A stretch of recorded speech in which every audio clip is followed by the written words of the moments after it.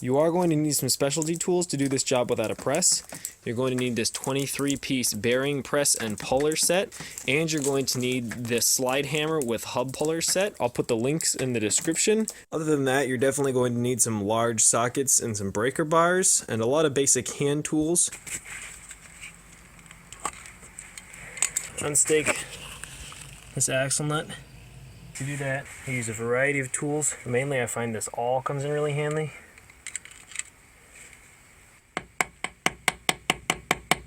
To at least get it started. And then just some kind of flathead screwdriver. I think that's good.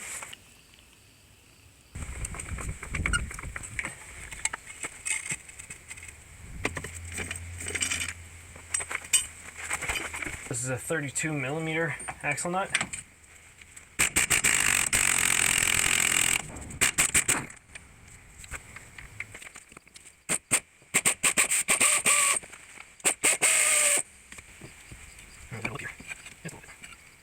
Alright, I think that's going to keep it out of my way. It's time to move on to the castle nut on the ball joint. Just going to take off the rotor. Right down there. First we gotta take out this cotter pin. Sometimes I have to hammer them out from one side, other times I can yank them out, and I need to loosen this castle nut, which I believe is a 19. And I like to bring it down about even with the nut. Get another jack under there. This cloth is just there to kind of protect the jack. Now I'm going to try a trick I saw recently.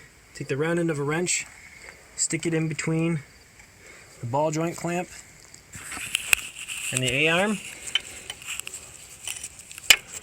like so. And then when you lower the jack that's supporting the castle nut, it pops the ball joint out and then lets the wrench go. So let's see how it works out.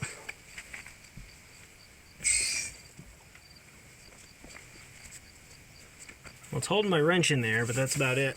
Maybe a few tappy taps.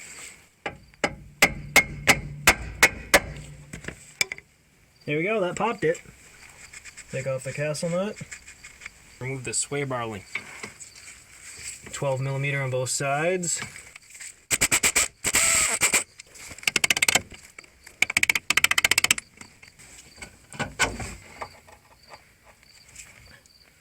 Move the axle out of the way.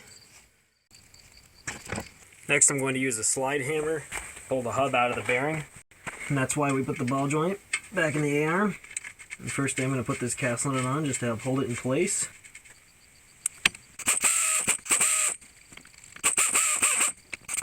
It's pretty firmly affixed. Just got to screw this in enough. Then I can also screw a nut into the back of it. This set comes with this nut to help support it.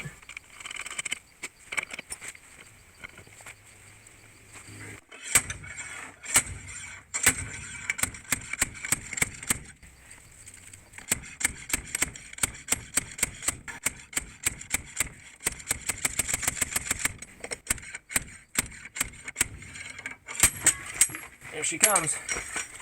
The inner bearing popped right out. Here's the old race we need to press out. So next we have to get out this inner circlip.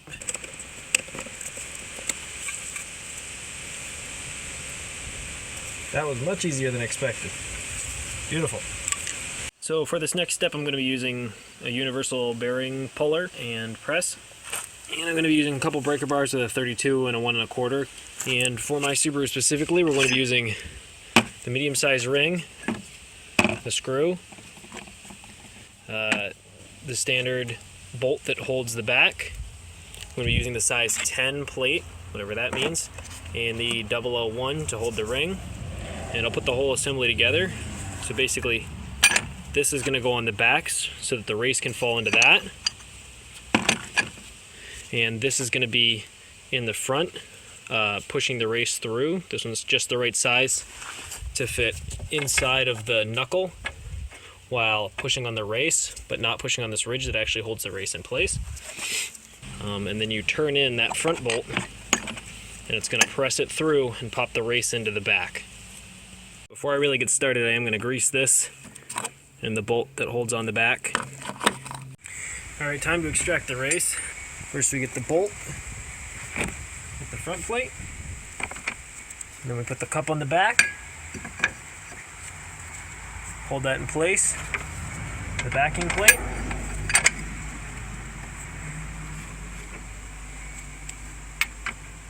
Looks like I'll go without the spacer.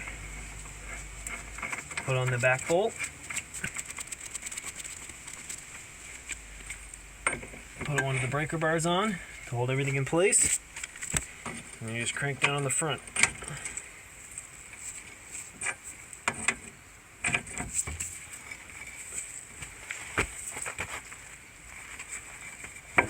There we go, I felt it budge.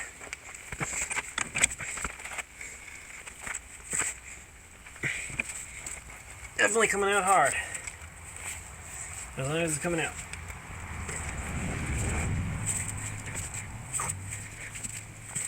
A lot of force. Getting a little bit easier. And now, I could use an impact gun for this. The problem is the shocks can scar the inside of the knuckle and make it harder to get the new one in or permanently damage it. So I don't want to risk that. I'm going to go nice smooth human horsepower. It's almost out. There she comes.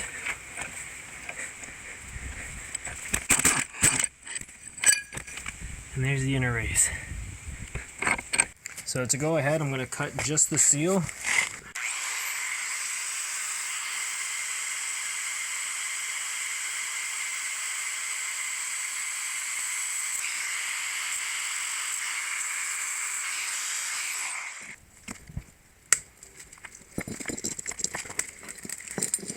Alright, so I'm going to cut a score in this race so that I can chisel it off, because I don't have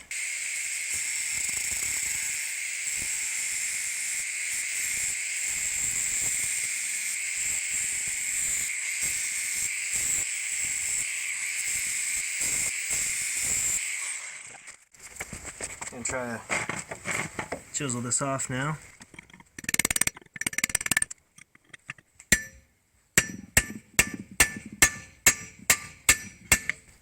Got it to crack.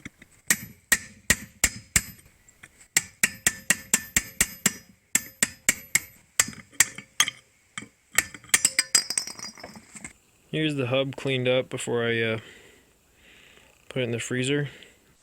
Alright, so this is my setup to put the race back onto the hub. This is the old race. This is what I found to drive it. It's actually a race from a slightly larger bearing. I'm not sure what it went to. But as you can see, it's just slightly larger diameter than the race for the Subaru hub. So I'm going to use that to drive that down. And the full setup is I'm using the smallest cup on the backing plate with the bolt through it. The hub, which as you can see has been in the freezer, nice and cold.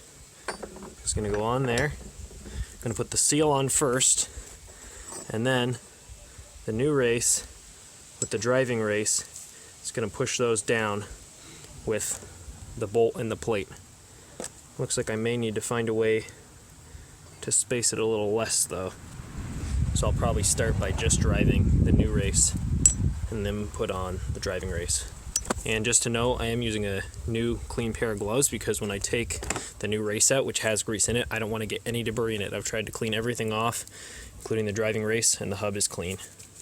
So to start out with, I'm going to take the new outer seal, I'm going to lube it, and this inner ring, the hollow side, goes towards the bearing, the flat side goes out towards the hub. That should fit over that fairly easily. I'm going to lube the hub real quick. I'm going to take out one of my races, and the reason I don't press this all together at the same time is in doing my research I found that if you press the bearing into the hub, I should say into the knuckle, with the new outer race, the rollers can press into the race and actually damage it. So you want to do this one step at a time. You want to make sure you get no debris in any of this.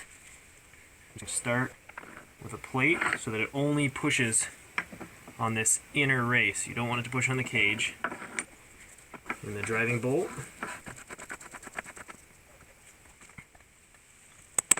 Hold one side still, crank the other side.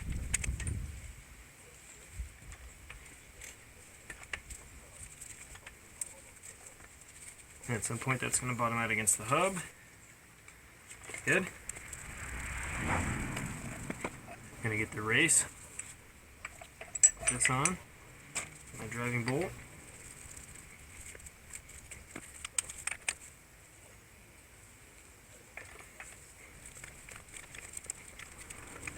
It's just barely too little. So what I'm going to do is take this out. And I can actually use this plate in reverse, which gives us plenty more clearance. And we can finish tightening this up.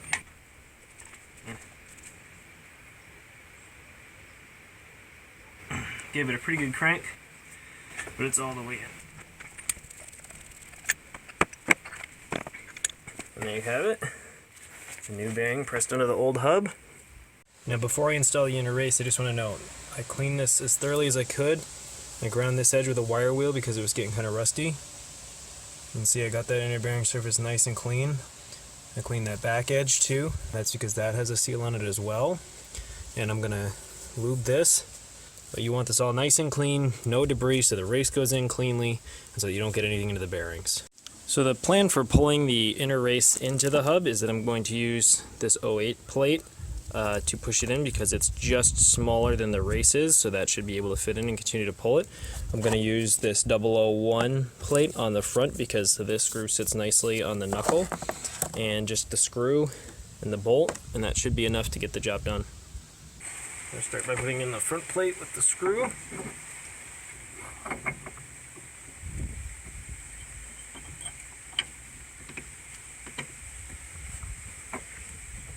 Then the backing plate. And I'm going to go grab the spacer real quick. I'm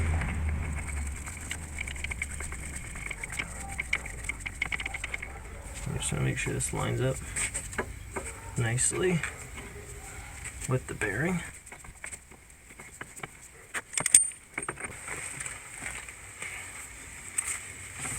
I know it's going in nice and even. Seems fine to me. Just keep pulling it in. It's going about as easily as I would hope. It's definitely a tight fit, but again, I think putting it in the freezer helps.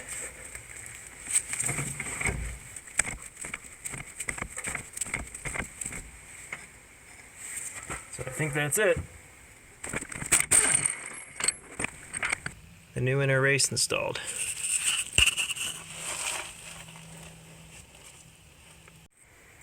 Next goes in the snap ring. And I did clean this thoroughly, as with all parts in the process. That's seated nicely. Just make sure it's all the way in. The last step of this process is to press the entire hub into the knuckle with the other race on the back side, keeping it all together. And that goes on that way. Here's the final race. And to do that, we're going to use the bolt through the front, of course. We're going to use a plate that fits kind of nicely around the hub. We're going to use a backing plate to push on the race, and probably the spacer to get it all done quicker. All right, here we go. I did have this hub back in the freezer just to help the process. It sits right in there. I'll put the bolt through, put the plate on. Always make sure your hands are nice and clean. We got the inner race. Slide it over. The plate that's going to press it on. In this case, the spacer. And the bolt.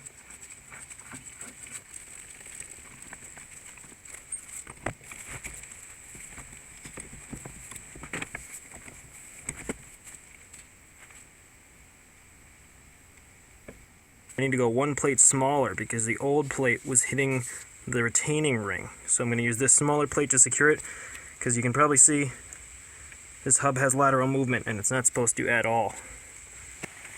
Got the whole assembly back together. Should just be doing the final tighten.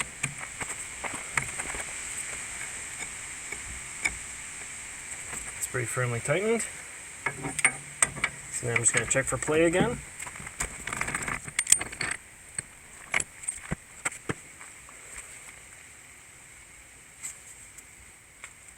Now that feels nice and solid. Of course, don't forget to install your inner seal. The hollow side goes against the bearing, and the lip side goes against the axle, so it installs this way. I thoroughly cleaned and lubricated the seal. It may seem like overkill, but the seal really isn't cooperating with me and going in straight.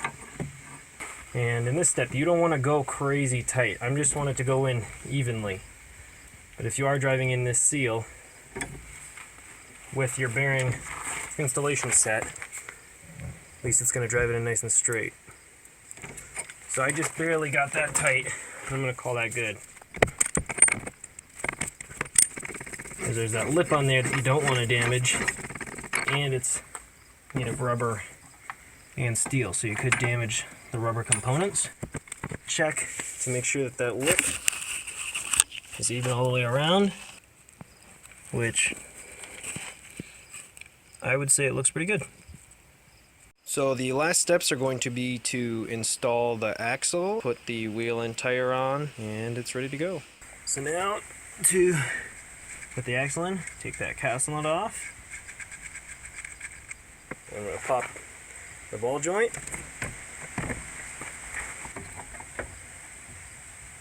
Try not to damage the seal when you're doing this. Again, push the A-arm down. Get everything to pop back together.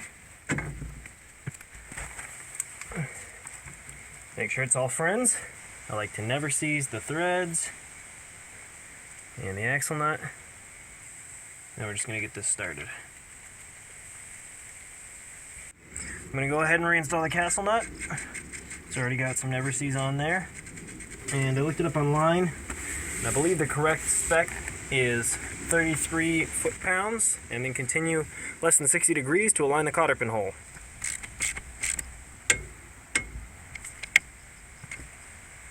Install the cotter pin, reinstall the rotor and caliper.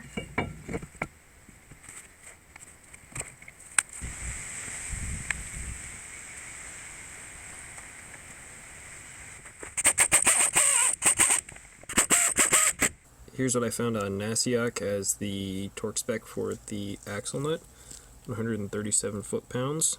And it does say always tighten axle nut before installing wheel on the vehicle. If wheel is installed before it is tightened, it may damage the wheel bearing. Also note it says while depressing the brake pedal.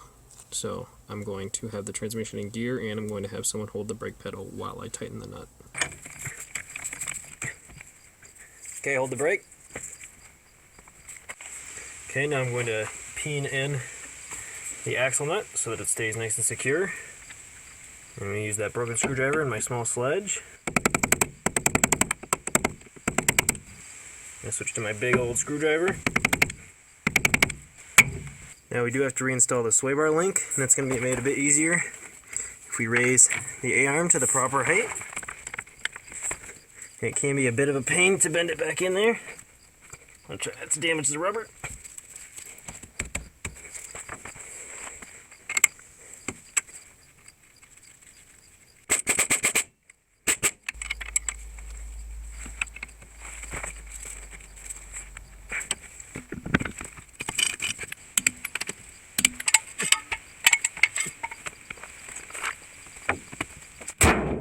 Go for a test drive. Can't forget the finishing touch. Ta-da! Hey, if you're still watching, I really hope this video helped you out. If you like the video, hit the like button so other people know it's any good. If you have any feedback of any kind, please leave a comment. And if you want to see more repair videos like this, please subscribe. It'll help me grow my channel. I really appreciate it, and have a great year.